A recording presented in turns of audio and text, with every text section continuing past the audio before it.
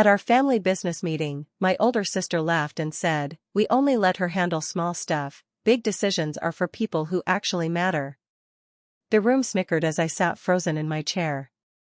What she didn't know was that I had already met with a lawyer, and when I officially bought out their shares behind their backs, they had to beg me for minimum wage jobs in the company they once mocked me over.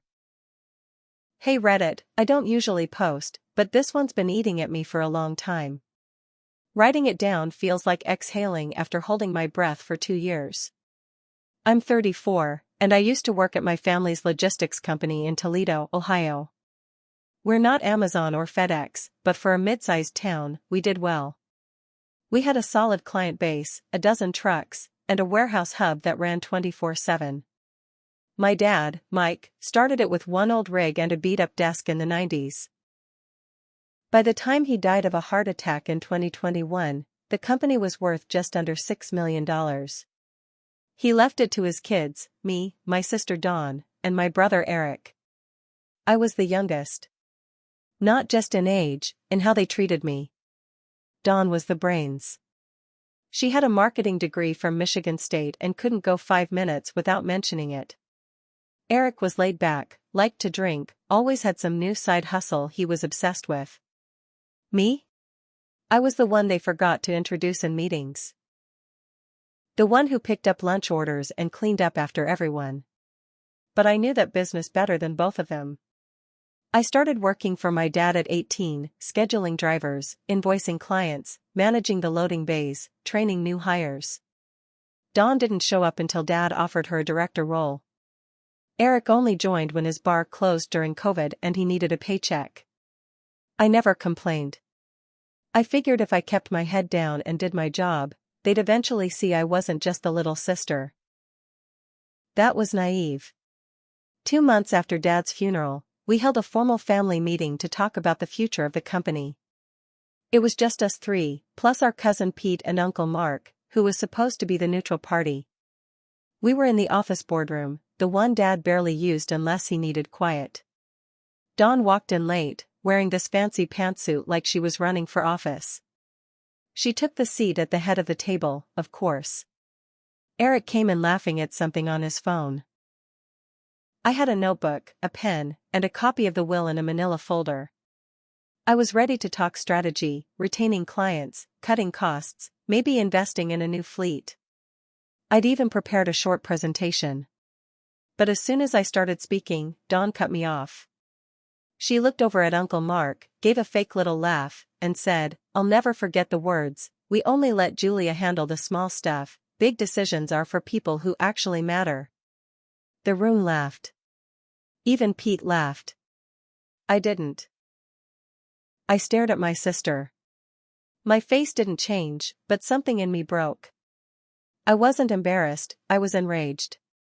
I'd spent years working 60-hour weeks, learning every inch of that company. And in 5 seconds, she turned me into a joke in front of our family. I said nothing. I just flipped my notebook closed and stared at her without blinking. She smirked like she'd won. What she didn't know was that I'd already been to a lawyer 3 weeks before. See, my dads will split the company ownership evenly between the 3 of us. 33.3% each. But there was a lesser-known clause he added during his last year, one only I had taken the time to study. It stated that if any one sibling sold their shares, the remaining shareholders could buy them, and if none of the other shareholders contested it within 30 days, full control could be granted to the purchasing sibling by default. A quiet clause. My dad didn't like drama. He just wanted the business to survive. But it gave me the opportunity of a lifetime. Eric was easy. The guy owed money all over town. I knew he was in over his head when a repo truck showed up at the office to tow his car 2 months earlier. So I took him out for beers one night, just the 2 of us. Told him I was thinking of getting out, and wanted to consolidate power so we could sell it clean if needed. I offered him $750,000 for his shares. Under market, but in cash, with no taxes reported up front. My lawyer helped me arrange it through a trust. He signed in 3 days. He didn't even tell Dawn. That was phase 1. Phase 2 took longer. Dawn wouldn't sell unless she thought it was her idea. So I played dumb. I let her take credit for my reports. I let her present my numbers. I let her talk over me in meetings. Meanwhile, I documented every failure she made, every misstep, every failed pitch, every unprofitable deal. Quietly, I was building a case. Then it happened. She launched a flashy rebranding campaign without consulting anyone. She dropped nearly $90,000 on ads, billboards, branded pens, even stupid animated YouTube ads. Problem? She didn't check the licensing on the new logo design. The font was stolen. A small firm from Oregon filed a lawsuit. We lost 2 major clients in the fallout. I had emails proving Dawn signed off on it. That's when I made my move. I used my trust. The same one I'd used to buy Eric's shares, to offer Dawn a private buyout. She thought it was a silent investor looking to rescue the company from bad PR. She was too embarrassed to tell anyone about the lawsuit, especially Uncle Mark. So she sold. For $820,000. It was done. In 6 months, I owned 100% of the business. Legally. Quietly. Cleanly. They didn't find out until the next quarterly meeting. I walked in alone, stood at the head of the table Dawn used to occupy, and handed them their formal termination letters. Dawn was confused.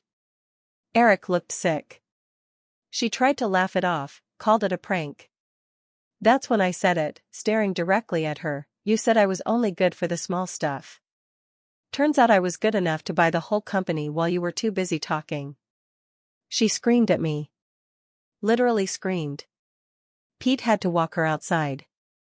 Eric just kept saying, "How?" Over and over. I didn't answer. I just walked out of the room, closed the door, and called a staff meeting. The fallout wasn't quiet. Not by a long shot. After that meeting, Dawn went nuclear. She stormed into the office 2 days later, demanding to speak to HR. I'd already replaced our old HR manager with someone I trusted, Alicia, a no-nonsense former Marine who didn't blink when Dawn tried to pull rank. "You're not an owner here," Alicia said calmly, "and you're not an employee. You can schedule a meeting like everyone else." Dawn's face turned red. She called me a backstabbing little snake in front of the entire front office. Told me I'd stolen the company from my own blood. Said I'd regret it. I didn't answer. She left in tears. I'd like to say I felt bad. But I didn't. Not at first. But then the real fun began. 2 weeks later, I got a letter from her lawyer. She was suing me. Claimed I'd tricked her, defrauded her out of her shares, acted in bad faith. My lawyer, Mr. Lansing, was a quiet man with a head like a bowling ball and a memory like a steel trap. He'd drafted every document, recorded every sale, and secured every signature legally and cleanly. He called me the next day, "You're fine. But get ready. She's going to try to ruin you in other ways." And she did. Dawn started calling old clients. Told them I was unstable, that I was running the company into the ground. Some believed her. We lost 2 contracts that month. She also went after Eric, telling him he could still fight for his shares in court. Eric actually showed up at my house. He stood on my porch with his hat in his hands and said, "I didn't know she'd go this far." I swear I didn't. I believed him. But I didn't let him off the hook. "You sold out for a quick check, Eric," I told him. That check bought my silence. Not my sympathy. Still, I gave him a job. Dispatcher. Entry level. $19 an hour. He took it. Dawn didn't. She wanted power or nothing. So she got nothing. But she didn't disappear. Not even close. 3 months later, I got a tip from one of our drivers, Paul. Good guy. Said Dawn was trying to poach staff for a new company. Claimed she had investors and was going to start her own logistics firm. She even made a website. I pulled it up. Same layout as ours. Same pricing. Hell, even the same photos, stolen from our Instagram. It was war now. So I hit her where it hurt. I called in every favor I had left. Clients. Suppliers. Even my dad's old drinking buddies who ran freight out of Detroit. I told them the truth, she was trying to build something by burning bridges. She wasn't starting fresh, she was trying to rip us off. Word spread. Her new company folded in 6 weeks. But she still wasn't done. A month later, she showed up at our warehouse, no appointment, in jeans and a windbreaker. Her makeup was faded. Hair tied back. Nothing like the polished version of herself she usually showed. She waited outside for almost 30 minutes. Then she walked up to the front desk. Asked to speak to me. Alicia buzzed me on the intercom. She says she wants a job, she said. I told Alicia to send her up. I won't lie, I made her wait 15 minutes while I finished my coffee and read through an invoice that didn't really need reading. It wasn't about power. It was about setting the tone. When she came in, she didn't look me in the eye. She stood in front of my desk like a stranger at a job interview. That's exactly what I wanted. So, I said, "You're looking for work?" She nodded. Quiet. I waited. I wasn't going to make it easy. Why here? Still wouldn't look at me. She mumbled something about needing income, about trying to rebuild. I didn't say anything for a long while. Just let the silence press into the room. Then I slid a folder across the desk. Inside was a basic application. Warehouse role. No management. No client contact. She flipped through it, slowly. This is entry level, she said. It's a job, I replied. You really want me hauling boxes? She asked, with that same tone she used to use when she thought something was beneath her. You came to me, I said. You don't get to choose where you land. She signed. A week later, Dawn was in the back with the other warehouse staff, loading pallets and printing shipping labels. No special privileges. No air conditioning. The warehouse crew hated her at first, they remembered how she used to bark at them from the break room window like she was royalty. But to her credit, she didn't complain. She showed up early. She worked. I started to feel something I hadn't felt in a long time, not trust, but maybe the ghost of it. That didn't last. One Thursday morning, I noticed 2 invoices missing from the system. Nothing huge, but odd. I double-checked the logs. Someone had exported them to a thumb drive. And the only person logged in at that time was Dawn. I called her in. She swore it wasn't her. Said she must have left her workstation unlocked and someone else must have done it. But I didn't buy it. I checked the security footage.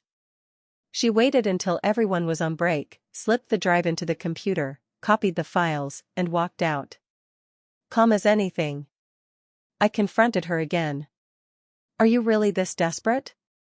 I asked her. What were you going to do, try to sell client info to my competitors? She didn't deny it. She just said, you think you're the only one who knows how to survive? I fired her on the spot. She didn't cry. She didn't yell. She just stood, straightened her shirt, and said, this isn't over. You're not smarter than me. You're just lucky. Then she walked out. 2 weeks later, my business was audited. Not a random check, a full, gloves on, dig into everything investigation. OSHA. IRS. Even a labor board rep showed up one day. Someone had filed complaints under anonymous names. I knew who. What I didn't know yet was how deep it would go, or how much worse it would get. The audit stretched into weeks. We had nothing to hide, not really, but when people dig hard enough, they'll always find cracks. Old payroll discrepancies. Lapsed inspection paperwork. Minor stuff, but enough to make everything grind to a crawl. Clients started asking questions. Some paused contracts until we cleared up whatever's going on. I was working 16-hour days just to hold things together. Alicia and a few others were loyal, but even they were getting nervous. That's when I found the email. It was buried in the company inbox we hadn't used much since switching systems. A forwarded message, and signed, with no body, just a subject line, "This is what your fearless leader does behind closed doors." Attached was a PDF, screenshots of old Slack conversations and texts. Some real, most fake. They were edited to look like I was making shady deals, bad-mouthing clients, even mocking disabled employees. It was brutal. And whoever sent it had done their homework, dates, logos, even mimicked my writing style. If I hadn't known better, I might have believed them myself. I took it to Lansing, my lawyer. He reviewed it and nodded slowly. "This is sabotage," he said. "And it's personal. Very personal." He paused. "You're going to have to go on the offense. Otherwise, she's going to bleed you dry from the outside." I didn't want to admit it. I didn't want to believe she'd go this far. But Dawn was playing the long game. Alicia, who didn't mince words, came into my office the next morning with a folder and said, "You need to see this." One of the guys from the warehouse forwarded it to me. Apparently Dawn's been reaching out to staff. Off the books. Inside were printed screenshots. Messages from Dawn. Promising bonuses. Asking questions. Fishing for dirt on me. She was building something again. Not another company, something worse. A smear campaign. A takedown. She couldn't beat me in court. So now she was trying to turn everyone around me into a weapon. It was working. 2 drivers quit that week. Said they were uncomfortable with leadership. One longtime client sent a polite email thanking us for our years of service, then signed with a competitor. I felt the pressure in my chest every single day. Like I was carrying bricks in my lungs. And then came the final blow. A police officer showed up at my door. Not at work, at home. There'd been a report. Allegations of embezzlement. Fraud. Misuse of company funds. None of it was true, but someone had made it look real enough to trigger an official report. The officer was polite, but firm. Asked if I'd be willing to come down for an interview. I sat on my porch after he left. I didn't move for almost an hour. This wasn't just business anymore. This was war. And I finally understood, Dawn didn't want her company back. She wanted me destroyed. The interview with the detective didn't go how I expected. He wasn't aggressive. He was calm. Too calm. Like he already had a story in his head and was just waiting to see if I matched it. He asked about payments, ones I never made. Vendors I'd never heard of. Shell companies tied to our old logistics partners. When I told him I'd never signed those authorizations, he just nodded and said, "Funny thing is, the paperwork says you did." Afterward, I drove straight to the office. I pulled up every single transaction from the last 12 months. Spent hours combing through QuickBooks, vendor lists, everything. Then I found it. 6 invoices. All routed through a side account, a Shell vendor labeled Carter Freight Solutions. I didn't recognize it. Neither did Alicia. But the routing number? It traced back to a bank in Cleveland. And the address on the invoice? It was a P.O. box tied to Dawn's ex-boyfriend, a guy named Rob who used to do freelance trucking for us before Dad blacklisted him for showing up drunk to a loading dock. I stared at that invoice like it was a death notice. It all made sense now. Dawn was funneling fake charges through the books under a vendor no one questioned. Because why would they? She created it back when she still had access. I'd missed it because the amounts were just under the thresholds that triggered flags. A few grand here, a few grand there. Not enough to set off alarms. Just enough to pile up quietly. And she'd done it all before I took full ownership, but the way she timed it made it look like it was me. Lansing called it classic financial ghosting. She poisoned the well, he said. She knew the audit would come eventually. She left a trail that would lead back to you. I wanted to scream. Instead, I called my bank, froze every account, and called in a forensic accountant. We spent 3 days printing records, highlighting transactions, matching them to IP addresses, timestamps, and old security footage. It was brutal. Every hour, I found another little landmine she left behind. But we found the proof. Not just of the fraud, of the setup. One security camera had footage of her plugging in a USB drive at 2:17 a.m. on a night she claimed she'd been out of state. She thought the system auto-wiped footage every week. It didn't. I made 5 copies of that video. I sent one to Lansing. Then, for the first time in months, I called Dawn. She answered on the first ring. Ready to apologize, she said, smug like always. I've got the footage, I said flatly. USB. Fake vendor. Your ex's name. Police will have it by morning. Silence. Then she hung up. An hour later, Lansing called me. She wants to meet. In person. Just you and her. No lawyers. No cops. Says she'll bring everything and make it go away. I agreed. I shouldn't have. We met in the back booth of an old diner off I-280, neutral ground. Place hadn't been renovated since the 80s. Plastic menus. Flickering lights. The kind of spot our dad used to stop at during long hauls. Dawn was already there when I walked in. No makeup, no games. Just a plain black hoodie and a folder on the table. She didn't stand when I got there. She didn't say hi. I sat. We stared at each other for a long time. You brought it? I asked.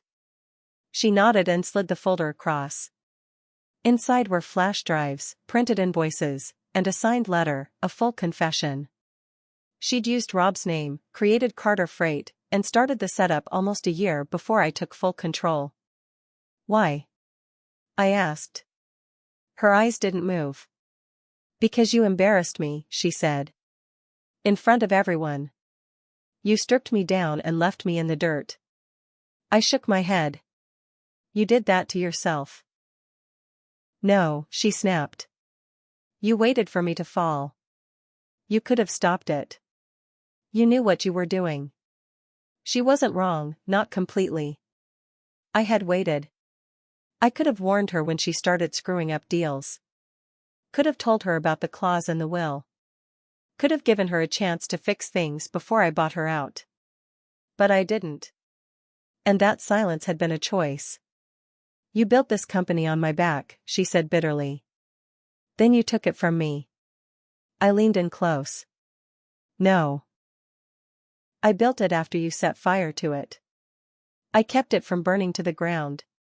We sat in silence again. The waitress came by, neither of us ordered. So now what? She asked. You gonna send me to prison? I looked at the folder. All the evidence. Everything I needed. No, I said. I'm going to give this to the police. But I'll leave one part out, Rob's involvement. He's a loser, not a criminal mastermind. Why protect him? She asked. I'm not protecting him, I said. I just don't care about him. She stared at the table. Then nodded once. I'll be gone by morning, she said. You won't see me again. Good, I said. And if I do, if you even think about stepping near my company again, I'll bury you with every receipt and video I've got. She looked like she wanted to argue. But she didn't. She stood up, grabbed her coat, and walked out of that diner without another word. The cops came a week later. I handed them everything.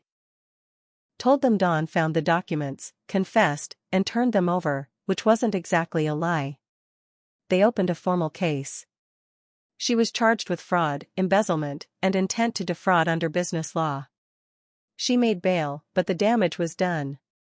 The fallout from the investigation cleared me, but the mess she made stuck around for months. Some clients never came back. Some staff left, unsure who to trust anymore. I'd won, but I didn't feel like I had. I'd gotten my revenge. But I'd lost something in the process, too. The faith that hard work and family would ever be enough. Now I run the company solo. It's leaner. Tougher. Colder. But it's mine. And every time I walk through the warehouse, every time I see the place running smooth, I remember the day they laughed at me in that boardroom, the day my sister said I only mattered when it came to small stuff. Turns out the small stuff was keeping the whole damn thing from falling apart. And she learned that the hard way. So did I.